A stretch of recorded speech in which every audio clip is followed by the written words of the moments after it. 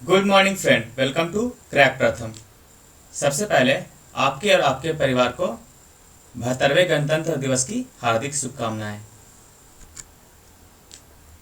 आज तारीख है 26 जनवरी 2021 और हमें द हिंदू के न्यूज को डिस्कस करना है। तो चलिए देखते हैं। हमारा जो टॉपिक है पहला है नेपाल के पॉलिटिक्स से संबंधित, उसे हम देखेंगे।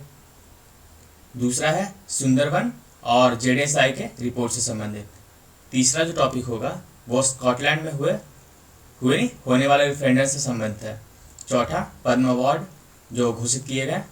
पांचवा आकाश एनजी मिसाइल क्या है। छठा ओवरसाइट बोर्ड क्या है जिसके कारण फेसबुक ने डोनाल्ड ट्रंप पर प्रतिबंध लगाया था। सातवां है the great reset of world economic forum, जिस पर अभी काफ़ी विवाद उत्पन्न हो गया है। इसके बाद देखेंगे हम नाकुला सेक्टर को, जहाँ कल क्लास हुआ है। इसके बाद देखेंगे यूएन एडवाइजरी पैनल में किस भारतीय को नियुक्त किया गया है। इसके अलावा लॉ कमीशन, ग्रीन टैक्स और लास्ट में एडिटोरियल्स को डिस्कस करेंगे। तो चलिए देखते हैं हमारा पहला टॉपिक है केपी शर्मा ओली जो कि प्रधानमंत्री है, उन्हें नेपाल कम्युनिस्ट पार्टी से निकाल दिया गया। क्यों? क्योंकि इन्होंने पिछले वर्ष क्या किया था, जैसे हमारे लोकसभा होता है ना, वैसे ही वहाँ पे होती है प्रतिनिधि सभा, जिसे उन्होंने भंग करने का आदेश दिया था। उसके बाद इसके जो पुष्प कमल दहल जो है प्रचंड, वो क्या पार्टी प्रेसिडेंट, इन्होंने इन्हें निकालने का आदेश दिया। तो हमारे पड़ोस में जो क्या चल रहा है उसके बारे में जानना चाहिए। नेक्स्ट टॉपिक सुंदरवन से संबंधित है। जेडीएसआई ने एक रिपोर्ट दिया है कि ये जो है 428 स्पीसीज जो बर्ड होते हैं उसका ये घर है। कौन? सुंदरवन।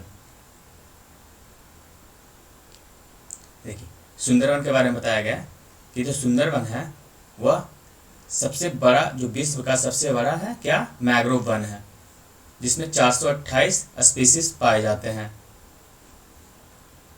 इसके अलावा ये जो इसका जो एरिया है वो 4200 स्क्वायर किलोमीटर, जिसमें सुंदरवन टाइगर रिजर्व भी शामिल है, जिसकी जो एरिया है 2585 स्क्वायर किलोमीटर है।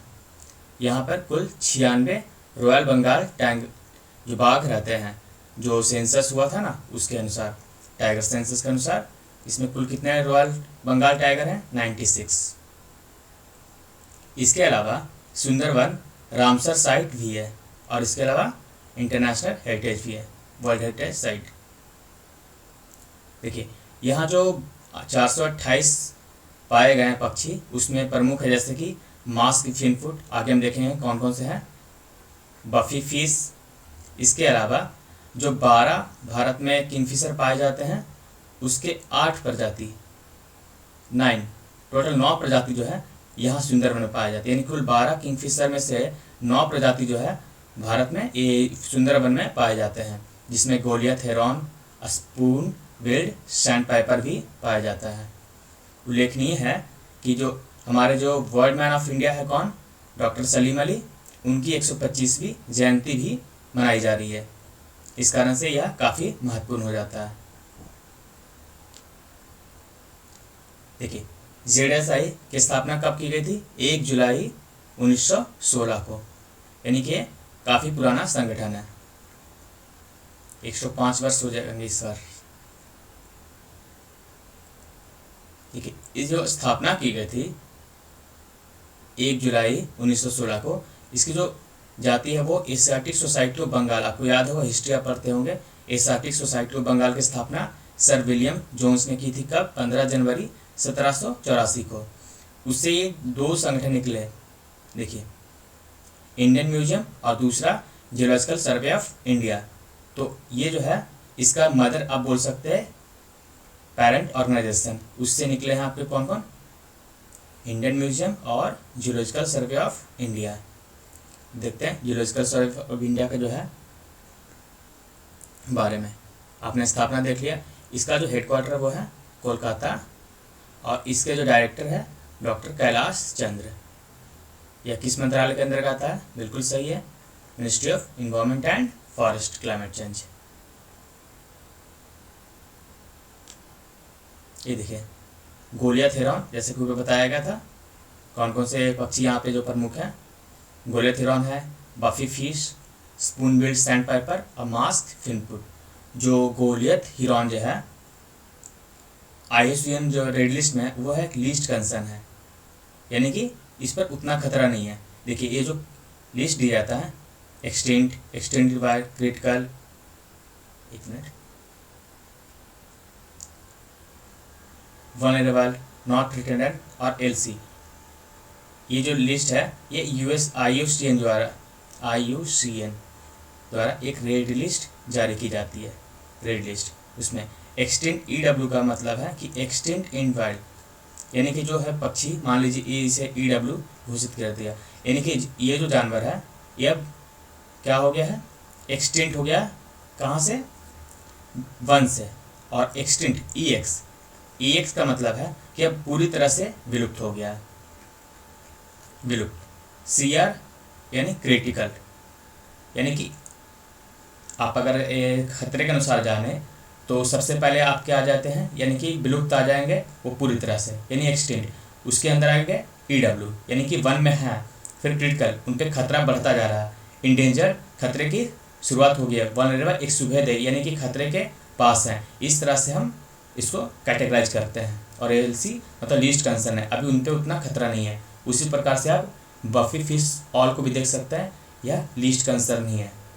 जबकि आप देखिए स्पून बिल्ड सैंड पाइपर जो है वो क्या है, क्रिटिकल है ना, यानी कि आपके जो खतरे से, यानी कि अगर ये क्रिटिकल से EW यानी कि एक्सटिंक्ट इन वाइल्ड में चला जाएगा, यानी कि वन से ये विलुप्त हो जाए। लेकिन अभी ये वनों में पाया जाता है, लेकिन इस पे जो है खतरा है। अगर यहाँ से अगर इसमें पाया जाएगा यानी एक्सटिंक्ट, तो यह भी दुनिया से समाप्त हो जाएगा, यानी कि विलुप्त हो जाएगा। देखिए क्रिटिकल है, ये देखिए इंडेंजर्ड है। देखिए मास्क फिनफुट, ये क्या है, इंडेंजर्ड है, यानी अभी इसे जाने में अभी समय है। उसके बाद इसमें अगर संरक्षण ना किया जाए तो इसमें भी जा सकता है, और उससे भी ज़्यादा संरक्षण न किया जाए तो ये कहाँ चला जाएगा, एक्सटिंक्ट में, यानी ये पूरी तरह से विलुप्त हो जाएगा। तो आपने कैटेगराइज देखा, endangered, critical and endangered, extinct in wild और एक्सटिंक्ट। नेक्स्ट टॉपिक स्कॉटलैंड से संबंधित है। जो स्कॉटलैंड की जो मिनिस्टर हैं निकोला स्टर्गन, उन्होंने क्या कहा है कि हमें रेफरेंडम कराना है। जैसे कि ब्रिटेन UK से अलग हुआ, EU से, यूरोपीय यूनियन से, तो ब्रिटेन चाह रहा है, देखिए ये जो ब्रिटेन का मैप है इस तरह से है, तो ऊपर स्कॉटलैंड और नीचे है इंग्लैंड और इधर है आयरलैंड, इसमें उत्तरी आयरलैंड भी है। तो ये देखिए स्कॉटलैंड जो है यहाँ से रेफरेंडम कराना चाहता है, मतलब जनमत संग्रह कराना चाहता है, वह यूरोपीय यूनियन से और ये ब्रिटेन से अलग होना चाहता है। जबकि ब्रिटेन सरकार चाहती है कि ना हो अलग। इससे पहले भी इसने रेफरेंडम कराने का कोशिश किया था, ये देखिए 2014 में, लेकिन 55% लोगों ने कहा कि नहीं हमें नहीं चाहिए, यानी कि 55% लोगों ने कहा कि नहीं हमें इंग्लैंड के साथ ही रहना है। यह फिर से चर्चा में आया है, इसलिए आप ध्यान रखिएगा। नेक्स्ट है पद्म अवार्ड से संबंधित, इसको भी मैंने लिस्ट दिया आगे, पहले आप देख लीजिए जो प्रमुख रूप से दिया गया किनको। SP बालसुब्रमण्यम, शिंजो अबे को जो है पद्म विभूषण दिया गया है।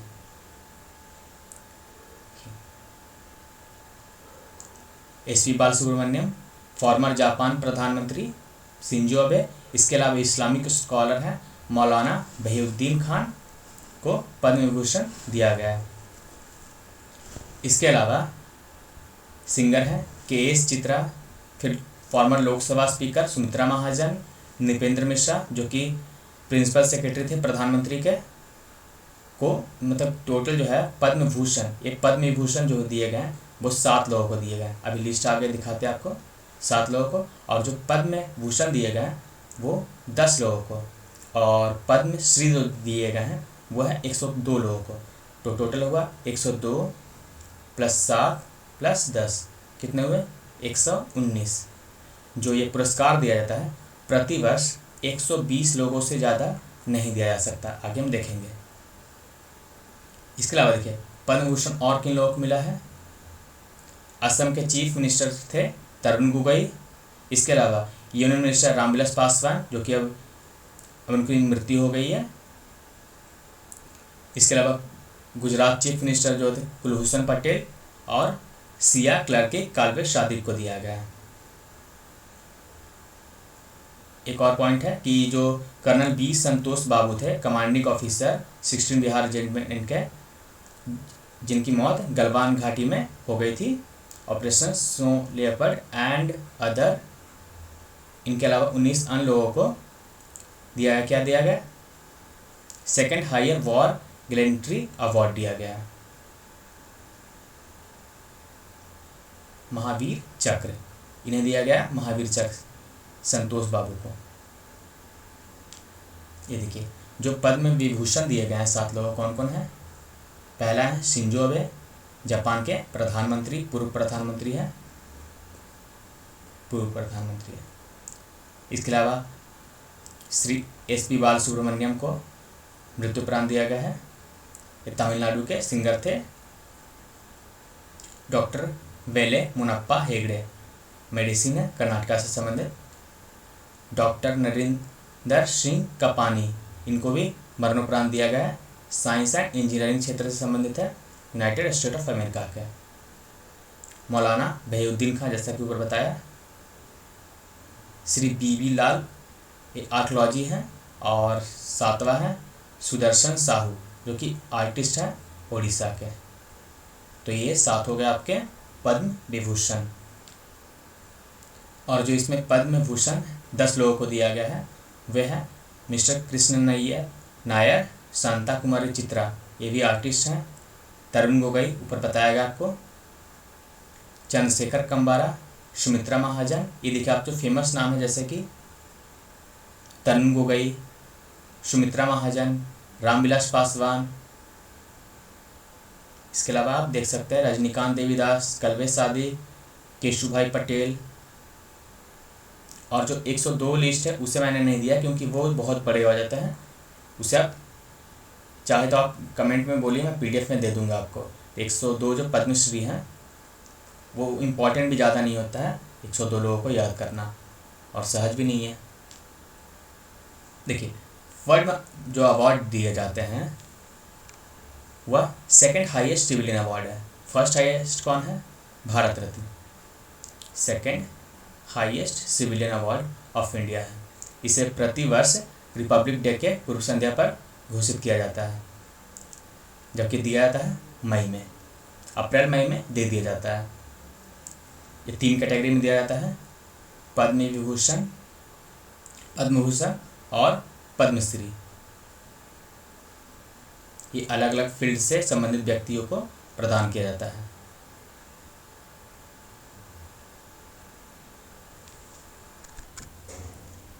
अब सवाल होगा आपका कि पद्म अवार्ड की घोषणा की जाती है तो कैसे की जाती है?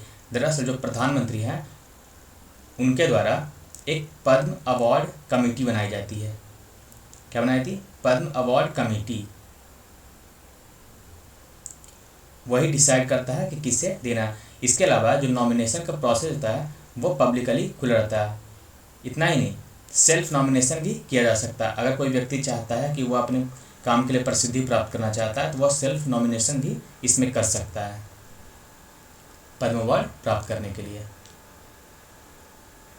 देखिए, पद्म अवार्ड की शुरुआत की गई थी 1954 में और प्रतिवर्ष दिया भी जा रहा था, लेकिन कुछ वर्ष जैसे कि 1978, 79, इसके अलावा 1993 से 1997 तक यह पोस्टपोन रहा, मतलब किन्हीं लोगों को नहीं दिया गया। अब आपको बता दिया कि 3 कैटेगराइज में है। देखिए, टोटल नंबर ऑफ अवार्ड जो है एक साल में should not be more than 120। ये 120 से ज़्यादा नहीं हो सकता। इस पर कितने दिए गए हैं? 119 दिए गए ना। 7 आपके पद्म भूषण 10 और 102 पद्मश्री।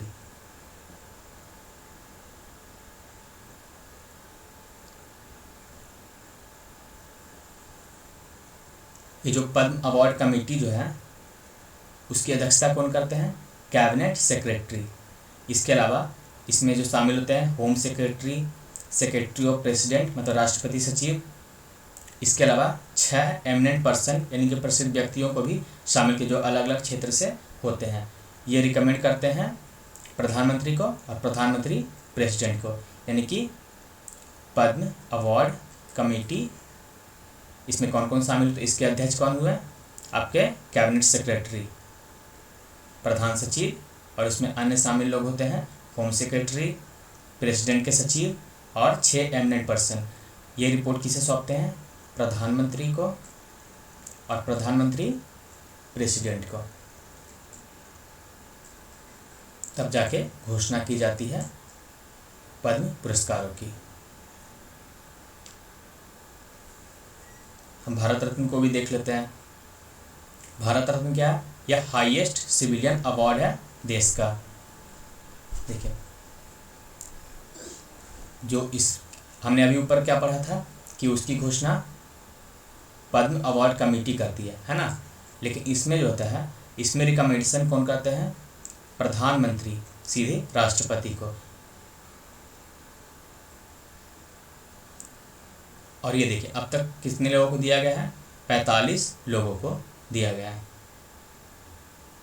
और एक वर्ष में अभी हमने ऊपर पढ़ा था ना कि एक वर्ष में 120 लोगों को पद्म पुरस्कार दिया जा सकता है, जबकि जो भारत रत्न है अधिक से अधिक 3 लोगों को दिया जा सकता है, 3 लोगों को। The number of Bharat Ratna award is restricted to maximum of 3 in particular year. तो ये सब पॉइंट आप याद रखिएगा।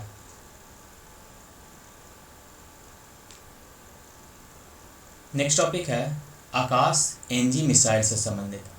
क्या है यह, आकाश जो है सतह से आकाश में मार करने वाला एक मिसाइल है। डीआरडीओ ने 25 जनवरी को उड़ीसा का जो तट है वहाँ पर इसकी सफल परीक्षण की है। किसकी, आकाश एनजी। एनजी जो है नेक्स्ट जनरेशन यानी कि नई पीढ़ी, नेक्स्ट जनरेशन। आकाश एनजी एक नई पीढ़ी की सतह से हवा में मार करने वाली मिसाइल है जिसका उद्देश्य क्या है, भारतीय वायुसेना द्वारा उपयोग के लिए ऊंचाई से हमला करने वाले कम आरसीएस हवाई खतरों को रोकना है। आरसीएस क्या होता है ये देखिए, रेड क्रॉस सेक्शन। आरसीएस का अर्थ होता है रेड क्रॉस सेक्शन।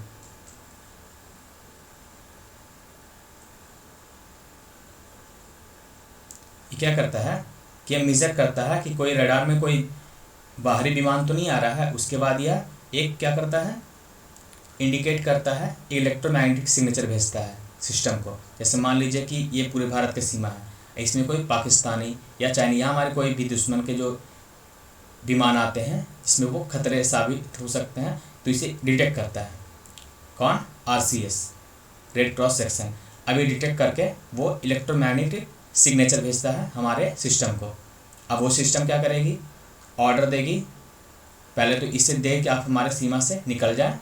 अगर ये अगर ये नहीं सुनते हैं तो उसके बाद क्या किया जाएगा, आकाश जो एनजी मिसाइल है इसका उपयोग करके इसे खत्म कर दिया जाएगा।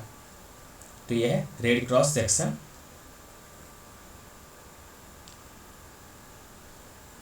नेक्स्ट टॉपिक है ओवरसाइट बोर्ड से संबंधित। आपने सुना होगा ना कुछ दिनों पहले कि डोनाल्ड ट्रंप के अकाउंट को सीज कर दिया गया है या फिर उन्हें सस्पेंड कर दिया गया है। तो ये कौन किया है, आखिर कोई तो होगा ना। तो ये किया किसने, ओवरसाइट बोर्ड। ये क्या है, फेसबुक का है, फेसबुक का ओवरसाइट बोर्ड है। इसका जो काम है सोशल मीडिया पे जैसे कोई भी टिप्पणी टीका उन सबको रोकना है। इसे बनाया गया था नवंबर 2018 में मार्क जुकरबर्ग के द्वारा। और जो पहली इसमें जो बोर्ड में सदस्यों की जो घोषणा की गई मई 2020 में। ये जो क्या होता है कि एक एक्सपर्ट का पैनल होता है, वह देखता है, एक्सपर्ट का पैनल होता है, वह देखता है जैसे कि कोई भी कमेंट आपने किया जो कि देश के लिए खतरा हो सकता है, किसी को आंदोलित कर सकता है, दंगे फैला सकता है। अब इस कमेंट के विरुद्ध किसी ने ओवरसाइट बोर्ड में कंप्लेन किया, ठीक है, कंप्लेन किया तो ओवरसाइट बोर्ड ही देखेगी कि क्या सच में ये ऐसी बात है। अगर वो देखेगी हाँ ये सच में ऐसी बात है तो उस कमेंट को वो क्या करेगी, ब्लॉक कर देगी या रिमूव कर देगी। तो इसका काम ये है ओवरसाइट बोर्ड का।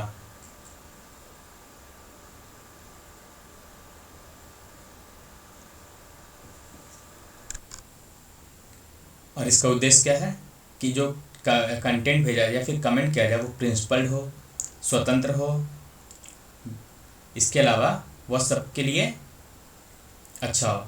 और ये काम कैसे करता है आपको बताया मैंने। इसके अलावा एक और पॉइंट है कि यह सारे कमेंट को, तो वो बिल्कुल सही बात है कि वो सारे कमेंट को थोड़ा ना देख सकती है या सारे कंप्लेंट को, वो जो देखेगी जो काफ़ी महत्वपूर्ण है। जैसे कि अमेरिका में जो कैपिटल पर हमला हुआ वो काफ़ी महत्वपूर्ण हो गया था, जिस कारण से उस कमेंट को उसने रिमूव किया और डोनाल्ड ट्रंप के अकाउंट को सस्पेंड किया। नेक्स्ट टॉपिक है वर्ल्ड इकोनॉमिक फोरम के द ग्रेट रीसेट से संबंधित। क्या है वर्ल्ड इकोनॉमिक फोरम के ग्रेट रीसेट? दरअसल इनके जो संस्थापक है वर्ल्ड इकोनॉमिक फोरम के, कौन? Klaus Schwab. उन्होंने इस कंसेप्ट की घोषणा की कि जो वर्ल्ड, उन्होंने अनुमान लगाया कि वर्ल्ड जो है वो, उसकी जो अर्थव्यवस्था है काफ़ी गिर रही है। इसके लिए हमें चाहिए में इसी में बोलते हैं कि हमें का अर्थ है कि सभी देश, इसके अलावा सोसाइटी, अर्थव्यवस्था, एजुकेशन, तकनीक, हर चीज़ क्षेत्र जो है सभी एक साथ मिलकर काम करें और इस ग्रेट रिसेट मतलब पूंजीवाद को जो है उसको ख़त्म करें। अब ये बहुत बड़ी बात है कि पूंजीवाद को ख़त्म किया जाए, जबकि आपको पता है कि पूंजीवाद का संस्थापक कौन है और उसको बढ़ावा देना है यूरोपीय देश ही हैं, और आज वो बोलते हैं कि इस पूंजीवाद को ख़त्म करें। तो इस पर विवाद काफ़ी हो, चाइना ने इस पर काफ़ी विरोध जताया। वर्ल्ड इकोनॉमिक फोरम जो हो रहा है दावोस में, उसमें चाइना ने प्रतिरोध भी जताया कि नहीं, ये ऐसी बात बिल्कुल नहीं की जानी चाहिए। दरअसल ऐसा इसलिए कहा गया है क्योंकि आपने सुना होगा कि 2015 में पेरिस क्लाइमेट चेंज हुआ था, है ना, एग्रीमेंट, किससे संबंधित? आपको क्लाइमेट चेंज से। लेकिन उसके बाद 2020 में लागू होना है, उसके बाद भी इस पर कोई ध्यान नहीं दिया गया, कोई ध्यान नहीं दी, यानी कि पर्यावरण से संबंधित कोई बात ही नहीं किया जा रहा है। क्यों? क्योंकि अमेरिका उससे बाहर हो गया है और भी देश चाह रहे हैं कि जब खर्च ही इस पर नहीं आएगा, यानी कि जो पूंजीवादी देशों पर खर्च किया जाता था, इन पर भार दिया गया था, आप जो इतने जो पर्यावरण को नुकसान पहुंचाए हैं उसके लिए आपको इसका भुगतान करना होगा। किसको? अल्प विकसित देशों को, और जैसे हम लोग विकासशील देश हैं उससे। लेकिन अमेरिका और अन्य पूंजीवादी देश चाहते हैं कि नहीं, हम क्यों भार उठाए भाई इन सब का। इसीलिए तो ये चाहते हैं कि ये फिर से उस मुद्दे पर आया जाए। किस मुद्दे पर? पर्यावरण के मुद्दे पर। इसीलिए इन्होंने ग्रेट रीसेट की बात की है। नेक्स्ट टॉपिक नाकुला सेक्टर से संबंधित है। ये कल जो है नाकुला सेक्टर के पास भारत और चीन के सेनाओं के बीच झड़प हुई थी। तो देखते हैं नाकुला कहाँ है। ये देखिए आप, सिक्किम में है। ये तिब्बत और भारत को जोड़ती है नाकुला सेक्टर।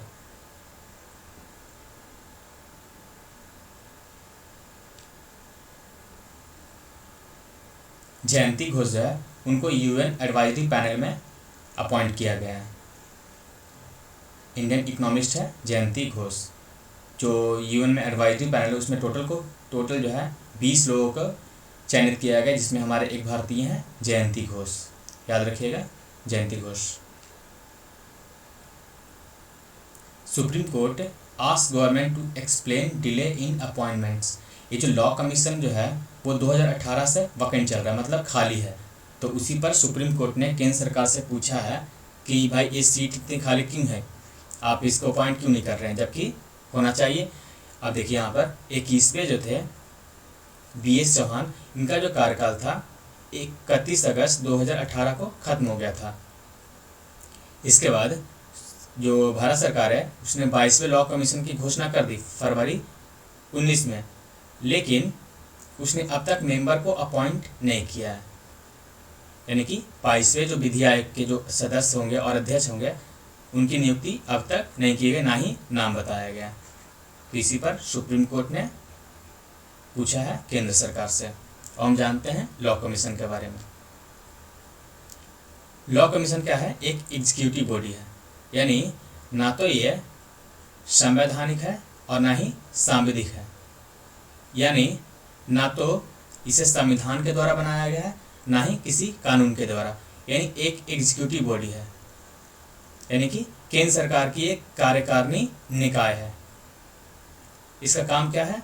कानून को देखना कि कानून कौन सा व्यवहारिक है, क्या खत्म किया जाना चाहिए, क्या फिर से लाना चाहिए, और भी अन्य जो भी कानून से संबंधित रिलेटेड होते हैं वो इसके देखना काम है। तो आपने देख लिया, ये ना तो संवैधानिक है ना ही सांविधिक है। ये क्या है? एक एग्जीक्यूटिव बॉडी है। देखिए, हमारा जो पहला जो लाया गया था लॉ कमीशन, वो अब चार्टर एक्ट 1833 के तहत लाया गया था ब्रिटिश काल में। और जो पहले विधि आयोग के अध्यक्ष कौन थे? Lord Macaulay.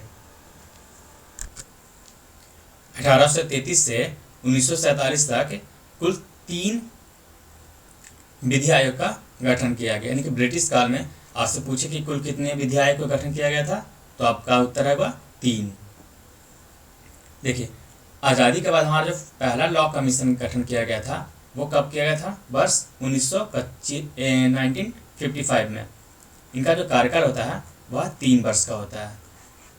यानी अभी जो बनेंगे 2021 में, उनका कार्य होगा 2021, 22 और 23 तक। तो आपको इनमें कुछ कुछ पॉइंट जो थे याद है ना? यानी कि एक कॉन्स्टिट्यूशनल नहीं है, संवैधानिक निकाय भी नहीं है, और ये क्या है? एक एग्जीक्यूटिव बॉडी है। पहला लॉ कमीशन का गठन किया गया था 1833 में, और आज़ादी के बाद पहला 1955 में। हमारे पहले विधि आयोग के अध्यक्ष कौन है? Lord Macaulay. और आज़ादी के बाद उसे आप कमेंट में बताइए। एक छोड़ दिया आपको इसीलिए, ताकि आप भी इस पर विचार करें। नेक्स्ट टॉपिक है ग्रीन टैक्स। ग्रीन टैक्स क्या है? दरअसल पर्यावरण में जो नुकसान हो रहा है, यानी कि पर्यावरण को जो नुकसान हो रहा है, उसमें सबसे बड़ा योगदान किसका है? व्हीकल्स का है। जो 15 वर्ष से ऊपर के जो व्हीकल हो जाते हैं वो पर्यावरण को काफ़ी नुकसान पहुंचाते हैं, पॉल्यूशन। तो इसी को ध्यान में रखते हुए केंद्र सरकार ने क्या किया है कि जो 15 वर्ष से ऊपर के जो व्हीकल होंगे, अगर वो रजिस्ट्रेशन के लिए जाते हैं तो उस पर एक ग्रीन टैक्स लगाया जाएगा, है ना। The union minister of road transport and highway Nitin Gadkari as approve proposal to levy a green tax on old vehicle. देखिए, जो भी रजिस्ट्रेशन के लिए जाएगा 15 वर्ष के बाद उन पे लगेगा। और जो पॉलिसी है वो कब से लागू होगी? 1 अप्रैल 1922 से, यानी इस वर्ष नहीं, अगले वर्ष से यह लागू होगी ग्रीन टैक्स। नेक्स्ट टॉपिक है एडिटोरियल से, जो कि बिहार से संबंधित है। दरअसल बिहार सरकार ने एक एडवाइजरी जारी करके क्या कहा है कि जो भी व्यक्ति एमएलए, एमपी या ऑफिसर्स पर, बिहार के ऑफिसर्स, एमएलए और एमपी पर सोशल मीडिया पर टिप्पणी करते हैं, अभद्र टिप्पणी की बात की है, सोशल मीडिया पर अभद्र टिप्पणी की बात करते हैं, तो उसे सजा दी जाएगी।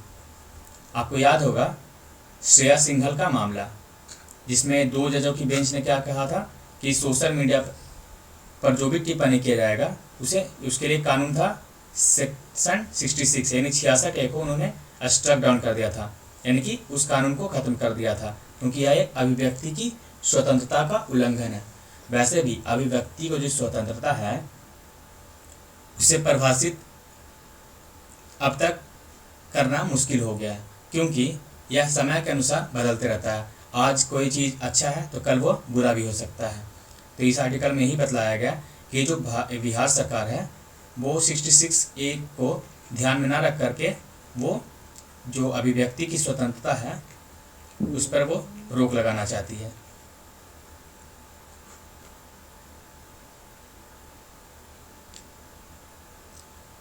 तो आज के लिए बस इतना ही। Thank you for watching crack प्रथम।